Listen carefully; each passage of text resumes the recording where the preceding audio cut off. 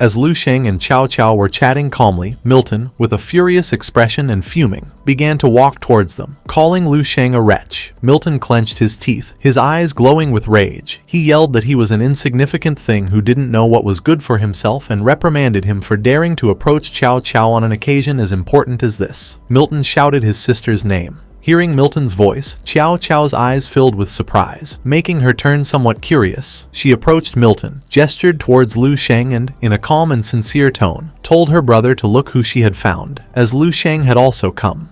With his face burning with rage, Milton stared at Lu Shang in silence. Instead of feeling intimidated or nervous, Lu Shang simply showed a tranquil smile. With an arrogant expression, Milton accused him of having gotten into this event by relying on Lan. He told him that, clearly, he hadn't taken his warning seriously at all, and in that case, he would tell him one more time. Clenching his fist tightly and with a furious glare, Milton yelled at him to get out of there right now, or else both he and his miserable home planet would be destroyed. Lu Shang simply remained silent, unbothered by Milton's threats. While Milton was barking, someone was delighted to have found who they were looking for. Upon hearing this, Milton's eyes filled with surprise and curiosity. He didn't know what was happening. Once Milton turned around, his arrogant expression changed, leaving him in shock. It was none other than Lanche. The powerful and intimidating warrior Lan put his arms behind his back and began to show a tranquil smile. The arrogant Milton's eyes widened with joy, a smile appearing on his face. He wondered if Lanche had been speaking to him a moment ago and if he had come looking for him. Lanche began to walk towards them in silence, unaware of what Milton had in mind. Forcing a smile, Milton extended his hand and offered his sincerest apologies, explaining that he was just preparing to go look for His Excellency, and didn't expect him to be one step ahead and arrive first. Lu Shang, who was standing behind Milton, remained silent, thinking that this guy was a weirdo. Closing his eyes, Milton began to show a nervous expression, introducing himself as Milton Sith. Lanche approached them and began to observe Milton in silence with a confused gaze. Lanche stared at him intently and with a cold expression asked who he was and why he was blocking his path. Milton's expression changed drastically, his eyes widening in surprise and confusion, questioning if His Excellency hadn't come looking for him. Coldly, Lanche placed a hand on Milton's back and pushed him out of the way, ordering him to get lost and not interfere while he was speaking with Mr. Lu.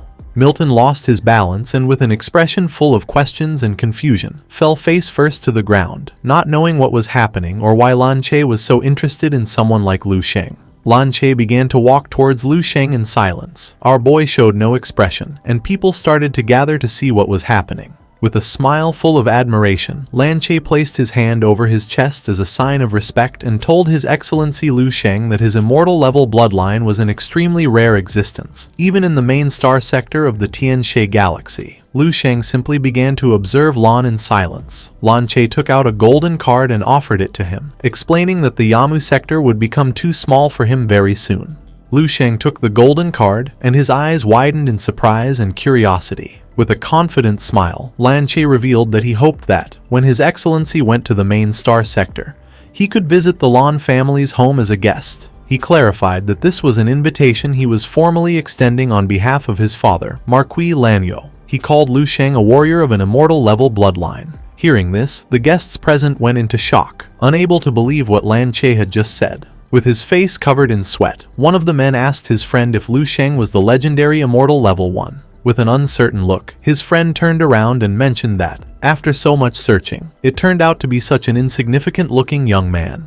While Lu Shang and Lanche were conversing, the man began to observe Lu Shang, and his eyes widened with joy and surprise, for he understood that even the Lanche family had to extend a formal invitation on behalf of their clan to try and win him over, going as far as to call him by the honorific of His Excellency. With a kind smile, Lu Shang continued to converse with Lanche, so the others decided they too had to go and establish a good relationship with this great lord. The crowd of guests began to rush towards Lu Shang, calling out to him. Noticing this, Lu Shang turned around and couldn't help but feel somewhat confused. The crowd surrounded our boy, and they all begged him to visit their humble abodes, to come and sit in their homes, or to join their families. Lu Shang panicked. He didn't know what to do now. Upon learning that Lu Shang was the legendary immortal level warrior, Milton's eyes filled with fear. He realized that this nobody he had always looked down on, the one he was convinced was approaching Qiao Qiao over and over again trying to climb his way up to the Sith family, turned out to be the true protagonist of tonight's celebration banquet.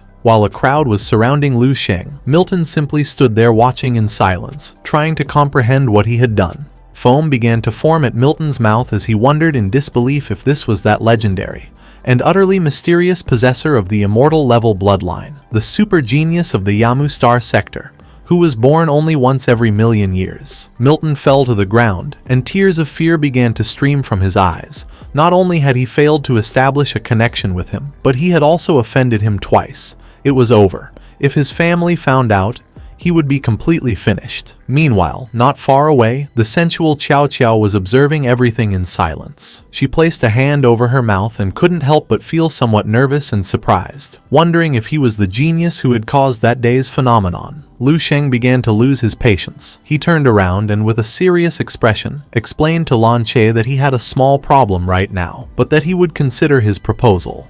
Lanche bowed his head to Lu Shang as a sign of respect. He acknowledged that it seemed so, and thanked His Excellency Lu Shang. With smiles, the guests began to chant Lu Shang's name. As Lu Shang's eyes glowed, he turned to the crowd, and seeing so many people piling up became a headache, so he knew he would have to get through this however he could. At the same time, Lanch and Jaolin's spaceship landed, and from it emerged Lanch and Jaolin. The sun was shining high in the sky, and noticing this, Lanch covered his eyes with his hand, as the light was dazzling. He wondered how long it had been since they had seen the sun. Jaolin remained calm.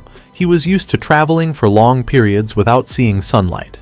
In front of them was a man wearing glasses and smoking a cigarette. With a serious expression, he began to write in his notepad and mentioned that their spaceship was parked at dock number 284, and that they could go pick it up with the receipt. Then, he told them to leave. Lanch began to observe the man in silence. The man handed them a report, and Jaolin stepped forward to take it, thanking him. With a furious expression, Lanch asked Jaolin if he had been kneeling for too long, reprimanding him for still thanking them after they had been locked up for so long. Jaolin took the report and with a serene gaze mentioned that they had been treated very well and that, except for not having permission to communicate with the outside, everything else was of the highest standard. The image of him sleeping in a bed surrounded by women came to Jaolin's mind, revealing that they gave him whatever he wanted, even women. Lanche began to ponder in silence, and then he panicked, asking him what the hell he was talking about and if he had really enjoyed the best treatment while he was locked up.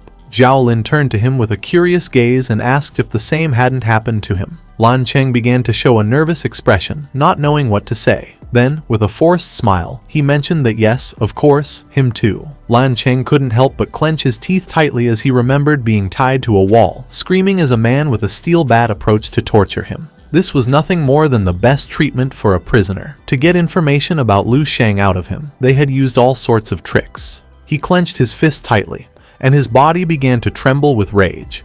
This matter wasn't over, and he would make sure to make it public when he returned. Jaolin began to observe Lanch in silence. He approached, extended his hand, and in a calm tone, asked him to forget it. He explained that the fact they had been released meant it was all over and that there was no point in dwelling on it anymore, asking if it wasn't good enough to be alive. Lanch snapped out of his thoughts. Then, he clenched his teeth and felt even more furious. He couldn't believe they were asking him to not make a big deal out of this. This was about a genius who was at least of the resplendent moon level.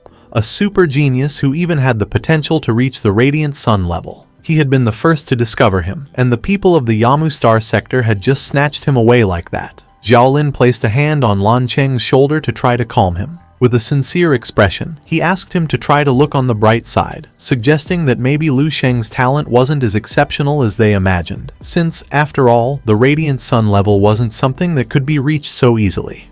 Lanch calmed down a bit, thinking that Jaolin was right. With his face covered in sweat, he mentioned that Jaolin was saying it so lightly. He asked him if he knew how many years had to pass for just one like him to appear in their white mist sector. Just then, someone announced that the immortal level master was barely 20 years old, and that he was surprisingly young. Hearing this, Jaolin and Lanch couldn't help but feel somewhat confused. Both grew curious, not knowing what was happening. With expressions full of curiosity and surprise, several men began to run, exclaiming that they wanted to see what that warrior looked like, since he was immortal level. In a calm tone, Lanche felt confused, not knowing what the people were saying or what this immortal level was. Jaolin began to think in silence, then revealed that it was the legend of legends, a bloodline of terrifying power with a 1 in a trillion probability, which had only ever been born in the main star sector of Tianxie. Lanche panicked, as it was the first time he had heard of a genius of this level. With a gaze full of surprise, Jaolin recalled that the men had said that warrior was 20 years old. Lanche's face broke out in a sweat.